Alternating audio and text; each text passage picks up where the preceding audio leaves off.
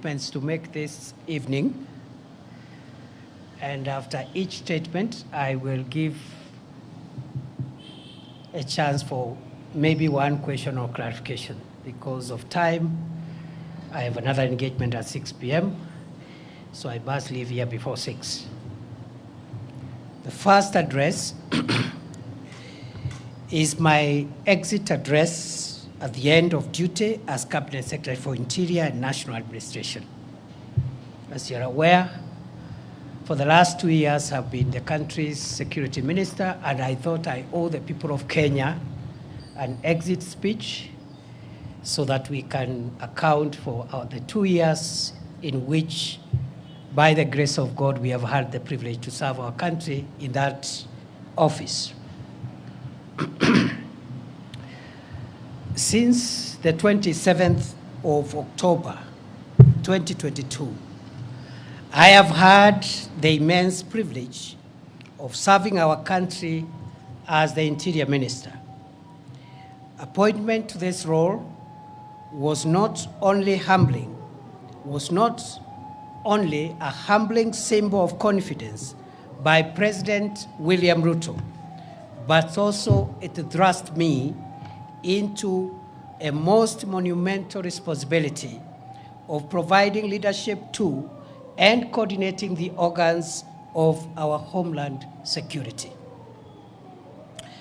For its unique complement of extensive functional control of Kenya's internal security infrastructure, the Interior Ministry has provided me with a once-in-a-lifetime opportunity to appreciate a little more profoundly the centrality of security to Kenya's primordial quest for inclusive prosperity for all its people. To appreciate the modest strides made in the past 2 years, it is apt to revisit the state of our national security that was prevailing as at August-September 2022 when I took over. I took over this sensitive duty at Harambee House at a time when communities in northeastern Kenya and in Lamu were experiencing frequent and sustained terror attacks. Marauding bandits had run amok over communities in vast parts of the northern Rift Valley region. Gang crime was at its peak in Nairobi City. The Kenyan passport production and supply system had all but collapsed, and key homeland security organs were ill-equipped and in dire need of reforms and reinvention.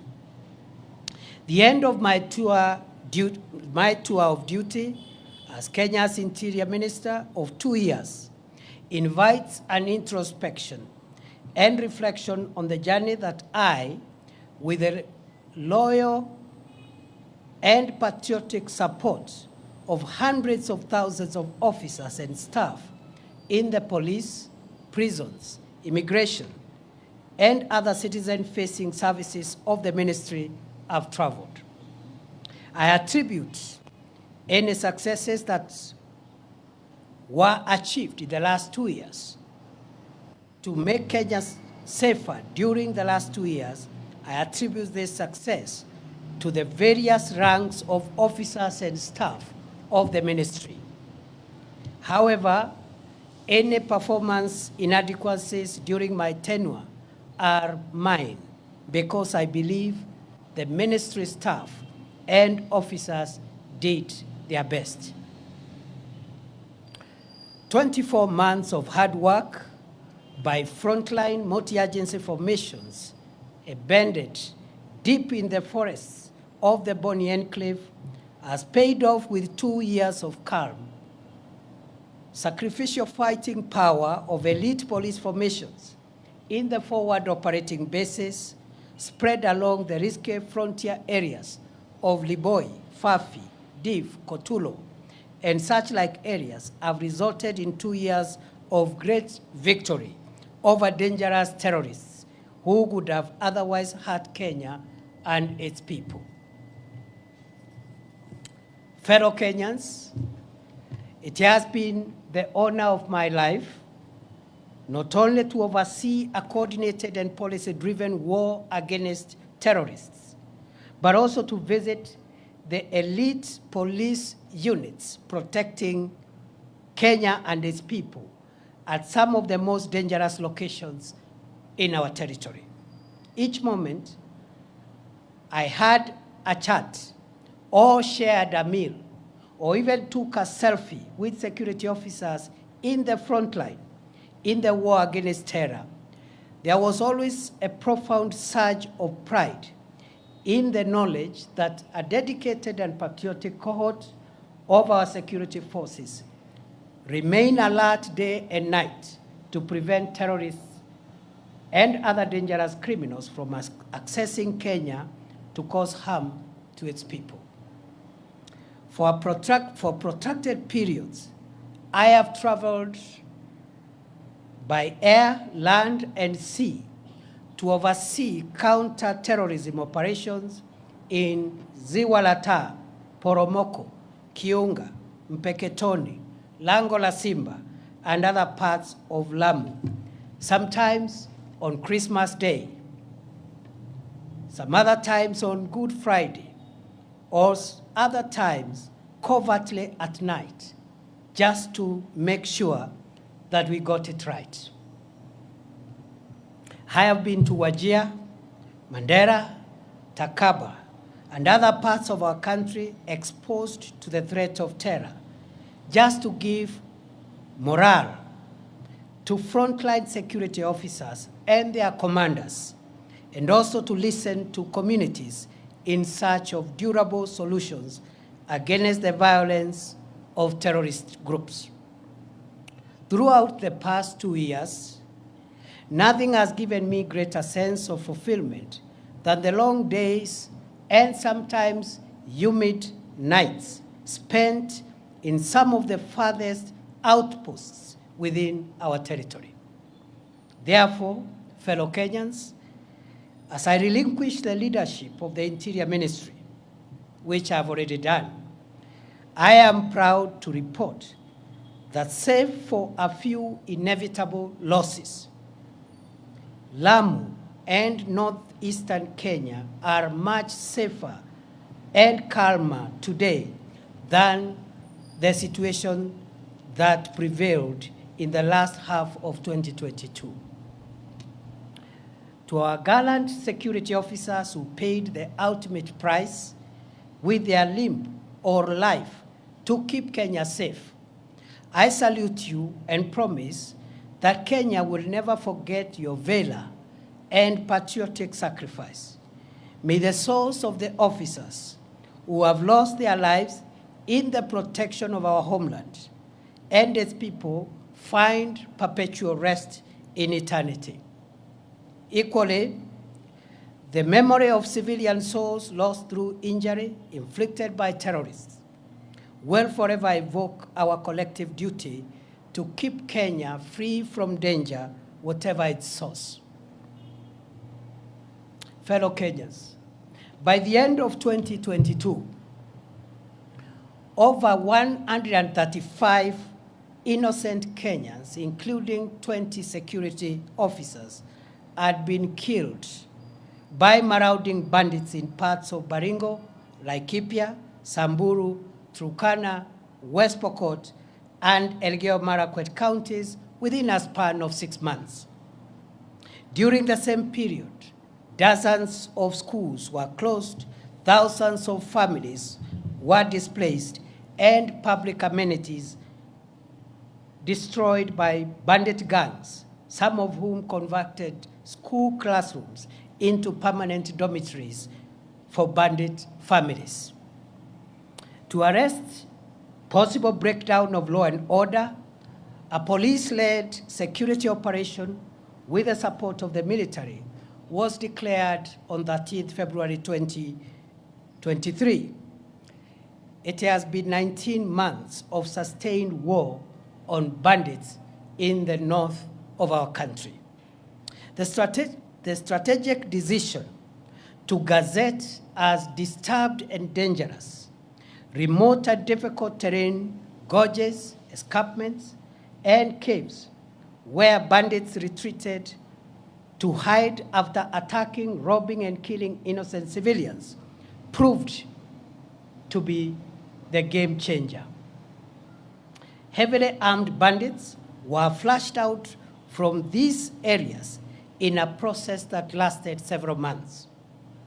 Their outdated gimmicks of taunting security forces and sometimes staging daylight raids were eventually crushed through intelligence-led operations, superior firepower, and efficient operational and tactical outputs that resulted in the neutralization of dangerous bandit commanders and their spiritual influencers.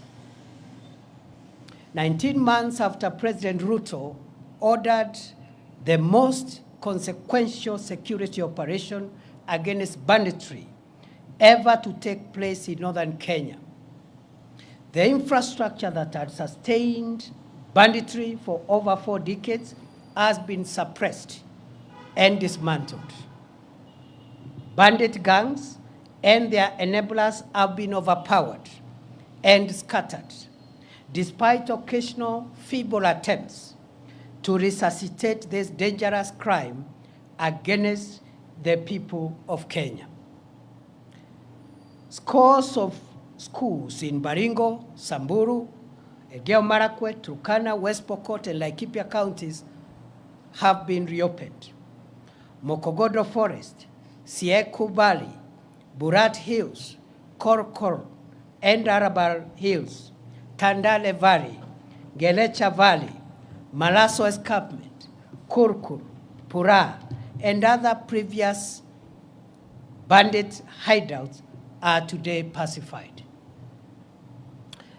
As I relinquish the reins at the Interior Ministry, I am grateful to God, to the commanders and officers of various security agencies, and to the communities for their help as we look forward to sustaining the prevailing peace in these previously bandit-infested areas of our country. I will forever cherish the useful input of communities profoundly represented by the Under the Tree conversations I had with elders and residents at the foot of Arabal Hills in Baringo, the Kolowa Bridge at the intersection of Baringo and Elgeyo Marakwet counties, and in Lokori and Nadapal in Turkana County.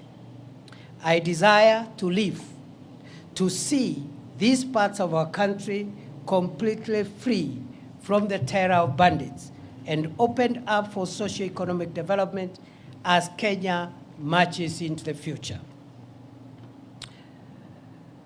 The strides that we have made in the fight against terrorism, banditry, and other organized crimes received a shot in the arm from the Police Equipment Modernization Program, which was initiated in early 2023, following the orders of President Ruto to modernize the operational and tactical equipment of our security agencies. The 37 billion shilling 5-year program is underway, with 7.6 billion shillings already spent to acquire armored personnel carriers, mine-resistant, ambush-protected vehicles, personal protection equipment for the police, as well as sophisticated weaponry to provide enough firepower to protect our nation. Fellow Kenyans, by September 2022, our country's infrastructure for the production and supply of Kenyan passports had completely collapsed owing to the breakdown of printing equipment, huge supplier debts, and chronic corruption cartels that took advantage of the situation to extort money from desperate applicants. After many months of reorganizing and financing arrangements, as well as personnel deployment at the Immigration Department, I am proud to report that as I leave the ministry, the government has been able to acquire modern printers and all the pending supplier debts have been paid. The passport production and delivery waiting period has been reduced from more than 12 months in 2022 to 7 days at present. The backlog of 724,000 passports has been cleared, and the challenge now is to expedite the delivery process to clear the 85,000 uncollected passports that are ready. As I leave the reins of the ministry, I am proud to report that the corruption cartels of staff and members of the public that used to harass passport applicants have been dismantled, and 17 ringleaders, including immigration officers, are facing ongoing criminal prosecution. As I exit, I am convinced beyond doubt that the milestone of reducing the waiting period from the current 7 days to 3 days by the close of this year remain feasible. In the days ahead, we must confront and succeed in reforming the institutions of our national security. At the orders of President Ruto and in compliance with the Kenya Kwanza Manifesto, the process of reimagining and refashioning Kenya's security institutions began in earnest on 21st December 2022, when the Presidential Task Force on Reforms of the National Police Service, the Kenya Prison Service, and the National Youth Service was established. While the work of the task force took longer than expected due to the expansive terms of reference, its final report has already been presented to the President. And one of the last actions I took before I left the ministry was to gazette the National Steering Committee under the leadership of the Principal Secretary for Internal Security, with a mandate to ensure full realization and implementation of the groundbreaking proposals for reforming our police, prisons, and youth services to align them with the dictates of our progressive 2010 Constitution and the vision of underwriting the national ideal of securing Kenya from long-term internal and external security threats. Fellow Kenyans, throughout my tenure in office, I have benefited from direct support and encouragement of President Ruto. I thank him for giving me the privilege to serve my country as the Interior Minister for an uninterrupted 2 years. I am most grateful to the principal secretaries and officers of all ranks within the state departments and other agencies that fall under the Ministry of Interior for great teamwork, support, and encouragement. To our security officers, especially those assigned the sensitive duty of protecting the country from terror, banditry, and other organized crimes, I salute you all for your selfless and patriotic service to our country. I send warm greetings and best wishes to all officers, especially those in far-flung forward operating bases, our officers in the multinational security support mission in Haiti, as well as the ranks of the National Government Administration Officer System, the NGAO system, with whom I have developed close and cordial working relationships during the past 2 years.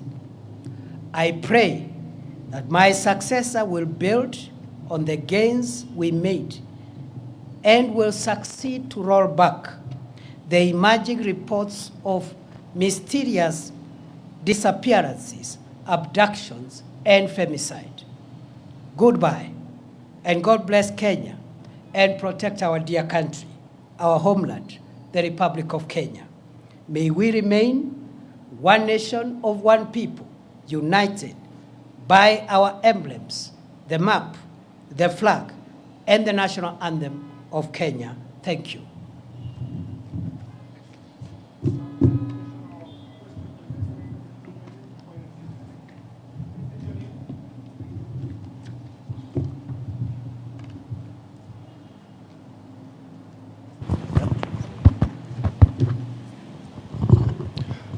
My name is Eric Owenga, labda kwa Kiswahili Bwana Naibu Rais.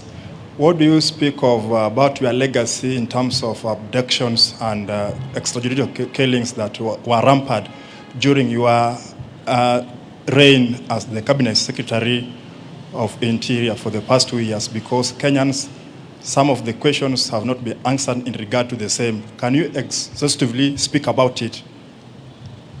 Thank you. Yes, as you have, thank you very much for that concern. As I have said towards the last part of my statement, I have demonstrated how for 2 years, every day of my life, I have struggled to secure the country from crime and from people who would have caused us harm. And I have told my journey, the places I've been and what has took me there, the work I did in immigration and other places.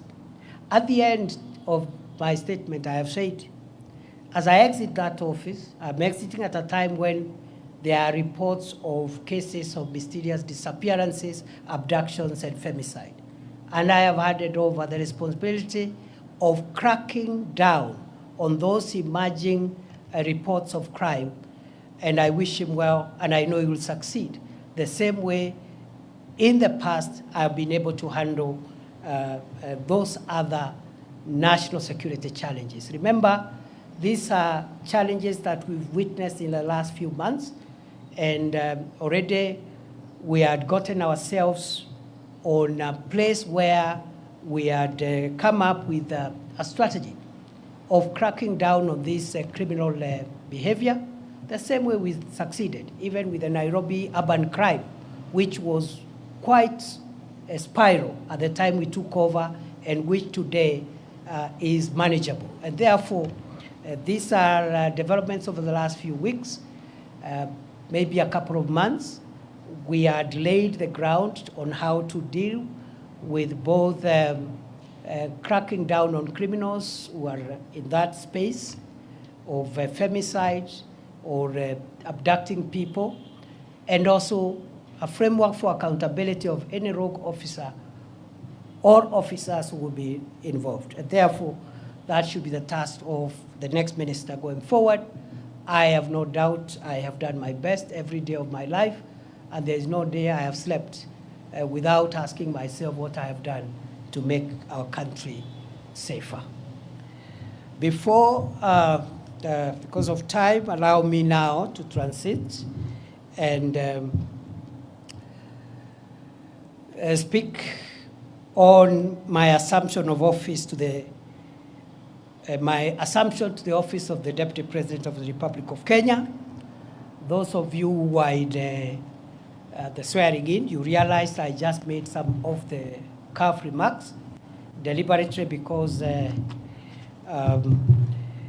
would not have been appropriate at that time to give lengthy speeches because of the official context of the day. So today is the day when I wanted to at least make a statement on my assumption of office. Fellow Kenyans, on 1st November 2024, as you are aware, I assumed the office of the Deputy President.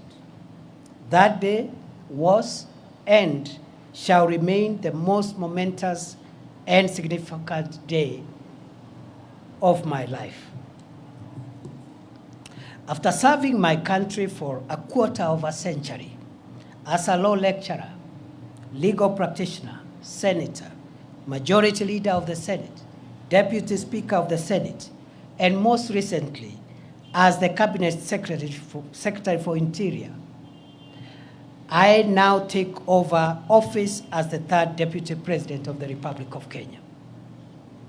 It remains astounding how a son of Kenya, born some 52 years ago in Tharaka, a remote part of the then Meru district, and in a humble homestead of a rural clergyman and his housewife's spouse, could eventually get the opportunity to serve this country in the esteemed and high office of Deputy President of the Republic.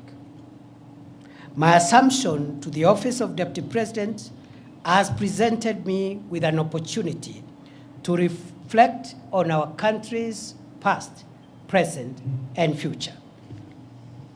In my reflections, during the past 1 week, I have come to the profound realization that Kenya, our homeland, is a country like no other.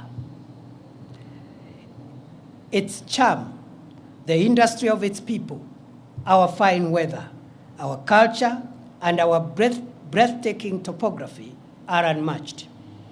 It is gratifying to see millions of patriotic Kenyans work hard every day, waking up early, sleeping late, to make a honest living, eat from the sweat of their brow, and build the country that they call home.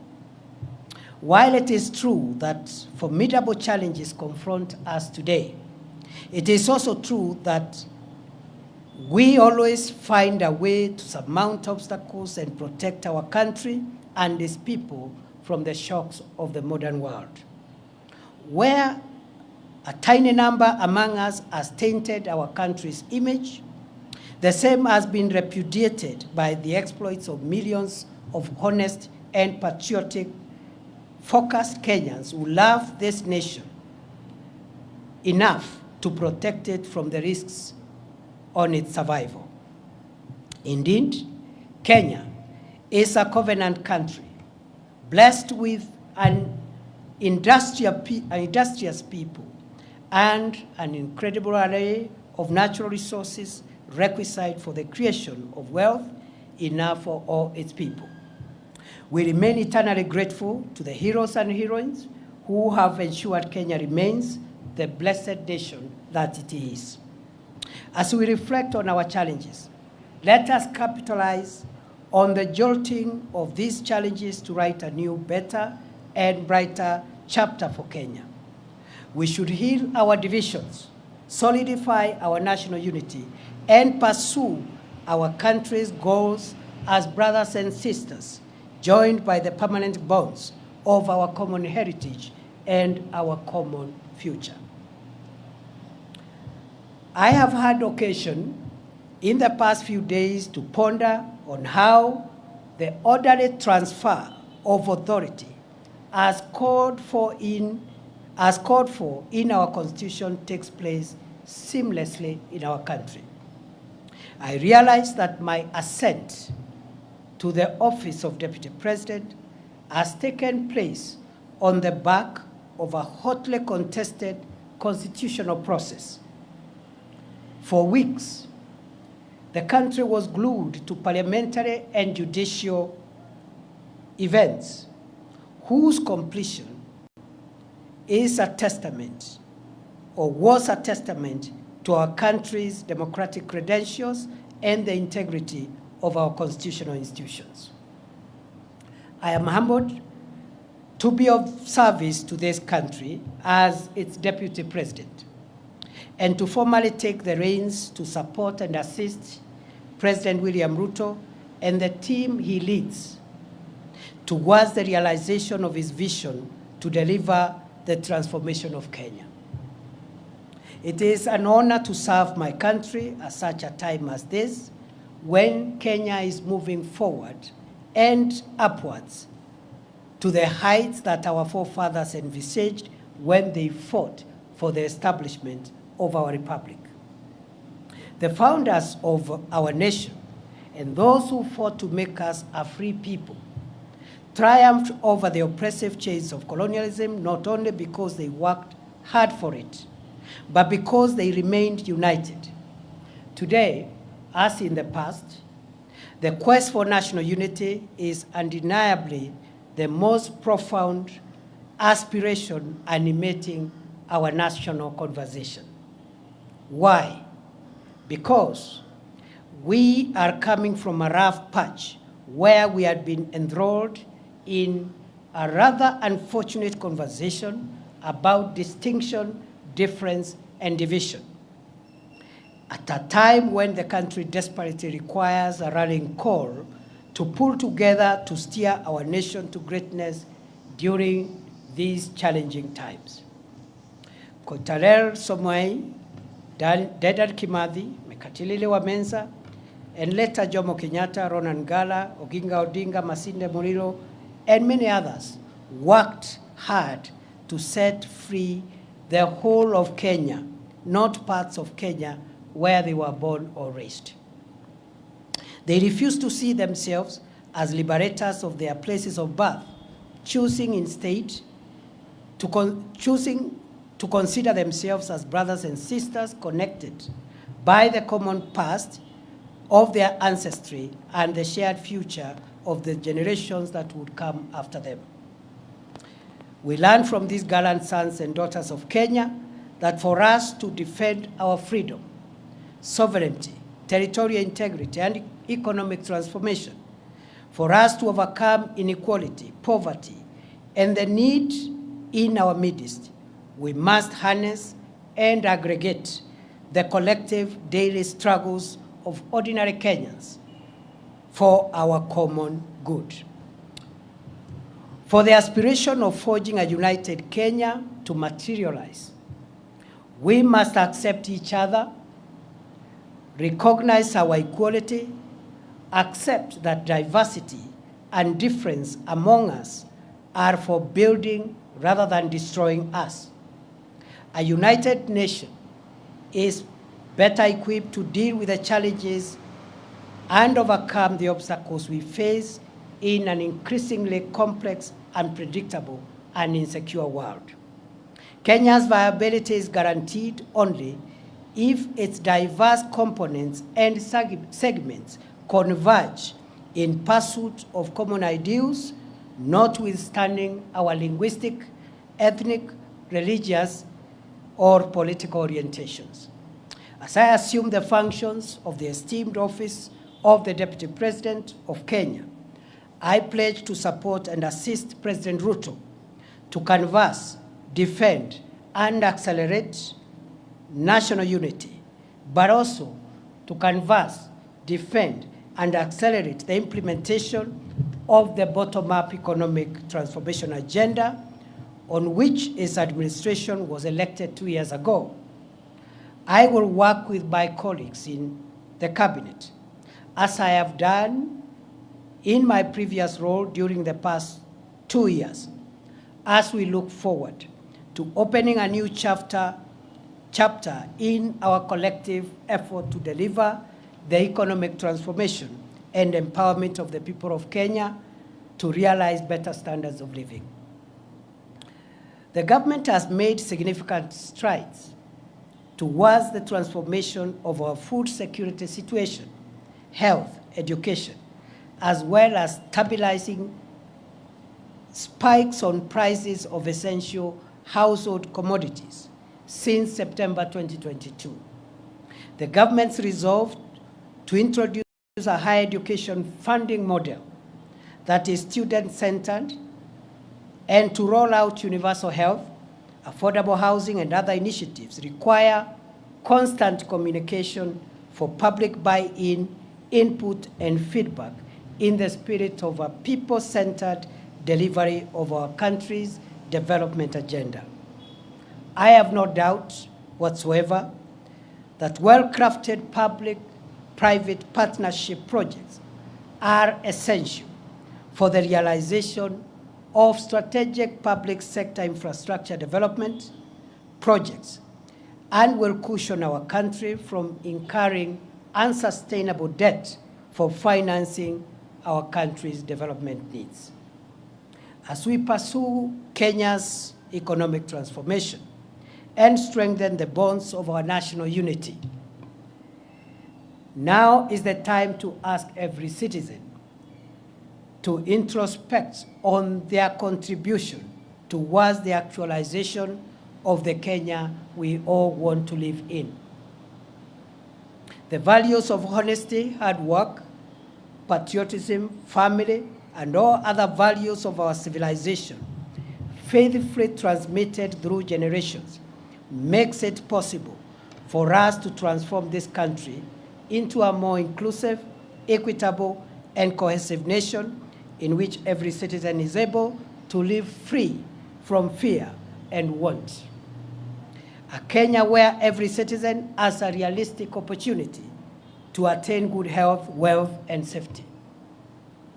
Our ambitious ideal for a new Kenya will be actualized by sacrifice, hard work, pulling together, eschewing the blame game, and loving Kenya more than our subnational affiliations. It is possible to converge our diverse subnational interest into broad collective national interest as the surest way of realizing Kenya's viability as a solid, respected, competitive, devolved, modern, democratic, plural society able to assert itself in the world for centuries to come. Only a country of opportunity that Kenya is can cause the little village of Irunduni, tucked in the outskirts of the unassuming hamlet of Mukodhima in semi-arid Tharaka, to produce the country's deputy president. I grew up in a competitive environment, learned to manage scarce resources in a large family of 9 siblings, raised by peasant parents, and introduced to the values of respect for others and respect for authority, the love for God, and the love for country, considering other people's needs before my own needs. These values would later be firmed up through my education journey in the schools and the universities I would attend later in life. That it has been possible for me to come this far confirms that in this country, there is no reason anymore why a child born in Moyale, Loitoktok, Nyahururu, Lodwar, Nyansiongo, Malindi, Ugenya, Kadhonzweni, Elwak, Kimilili, Lungalunga, Marara, or anywhere else within this great country cannot aspire to rise to any office. I am truly blessed to be a son of Kenya. May God bless and protect our dear country, our homeland, the Republic of Kenya. May we remain one nation of one people, united by our emblems, the map, the flag, and the national anthem of Kenya. Thank you and God bless you.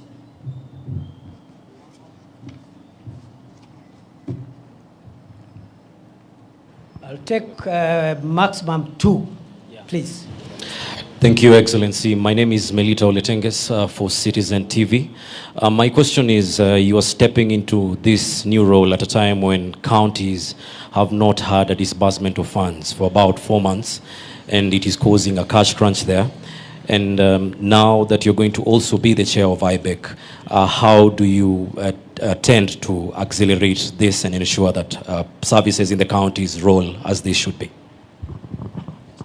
Kyo. My name is Sydney Chazima. My question goes to what you've mentioned about national interests.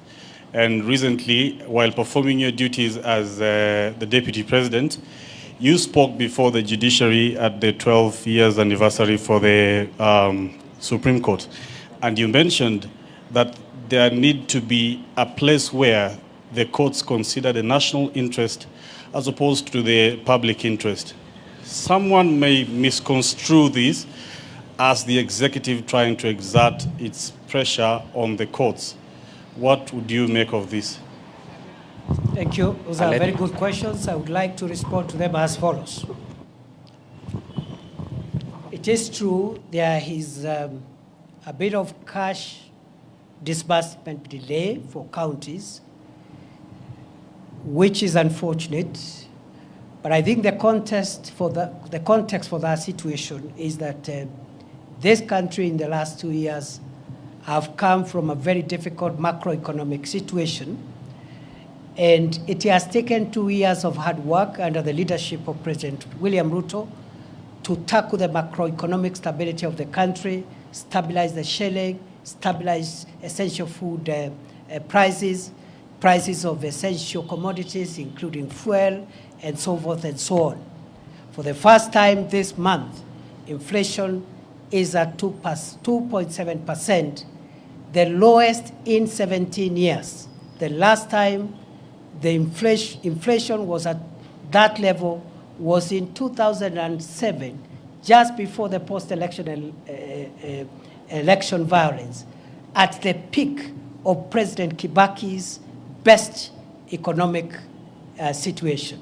And therefore, the heavy lifting that the country has had to do is now behind us. We can only do better. I am going to convene as soon as possible a consultative forum under the auspices of IBEC, and I believe the short-term issue around disbursements should be tackled in a more sustainable manner so that we don't just release what is outstanding, but we find mechanisms of ensuring that we don't have similar delays in the days ahead. So that is something that I'm seized of. Just the way we have tackled other issues and economic challenges, we're going to tackle the disbursement to counties promptly, and that is what the Constitution requires, that the national government must ensure that counties receive their funds within the required time. Secondly and lastly, I've been asked to comment about the comments I made at the Judges Conference. And at the Judges Conference, I said, first and foremost, that conference was not a meeting between the executive and the judiciary. It was a conference for the court to introspect and reflect on how the judiciary has performed, especially the Supreme Court, in shaping the jurisprudence of our country and interpreting our Constitution. And therefore, it was an opportunity to look at the successes, the challenges, what has been done correctly, and what perhaps needs to be relooked. It's in that context that I gave the views from where I sit, based on my legal background. I made the remark that I believe the Supreme Court of Kenya has done a fantastic job in interpreting the Constitution. For 12 years, what the Supreme Court of the Republic of Kenya has done is equivalent to what some Supreme Courts have done in 50 years.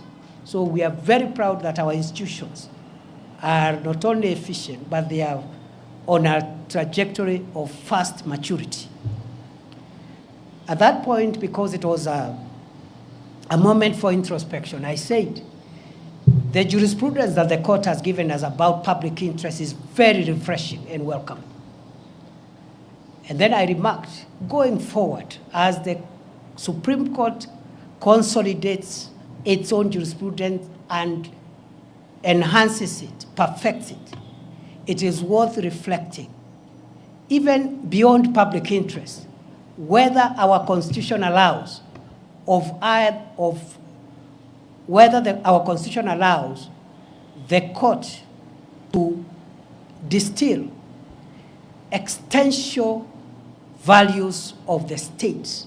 And I told the meeting that those existential values are found in two places. One in chapter 1, which is the foundational chapter that establishes our country, defines what Kenya is, the map, the territory, the coordinates, and the fundamental principles including devolution. And then Chapter 14 on national security, Article 238 in particular, contains some elements of what one would call existential and primordial elements of the existence of Kenya. That Article 238 says that there are certain core interests of Kenya that must be protected. And that's why the organs of national security are established, to make sure that Kenya does not disappear. It survives. Territorial sovereignty of Kenya. That's why our KDF will do whatever it takes to make sure that other nations, enemies of Kenya, don't overrun us. The territorial integrity of Kenya, that no foreign country can violate our airspace, our land, or our sea space. And then it goes on to discuss a few other essential, very, very critical foundational interests of the nation. And so what I was asking, I said maybe the courts needs to think whether we can have a hierarchy of national interests. The general public interest on everything else, and very basic and existential interests on which the survival of the nation rests. Because, for example, when we have had, for example, challenges in allowing the people of Kenya to exercise their rights, which are protected in the Constitution, we have seen, for example, that that right, for example, need also to be balanced in the need to protect the country and constitutional institutions. Because we saw an attempt to violate the Chief Justice's chambers by people who are expressing their rights, which is correct. But you see, if you destroy the emblems that makes the state to exist, burn down parliaments, you know, those are extreme measures. And all what I said, just to be brief, I was not prescribing. I was just asking the judges to provide leadership, as is their mandate in the Constitution, to tell us whether there is a hierarchy of interests. Because the other commercial issues, the public interest is easily discernible. But sometimes there could be a conflict between what is popular or what the public is saying and the existence of the state. And I provided evidence at Chapter 1 of the Constitution, which is the foundational principles, and Article 238 that tells our organs of national security to protect the borders of Kenya, to protect the existence of Kenya and its institutions. That balance the court should help us to interpret. I know I've spoken a lot of English, but that's what it is. I wish you well. It is good to see you. We are going to have regular interactions. On a light note, you know, the other job was a bit constraining because of the operational support that required me to be where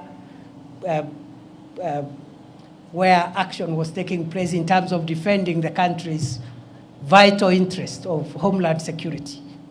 But with a new role, I'll be much more available. We are open to the input of the people of Kenya. We are open to even positive criticism from the media, from civil society, so that we can all converge our various views and opinions on how we can build a stable, solid democracy called Kenya. Asanteni sana, Mungu awabariki.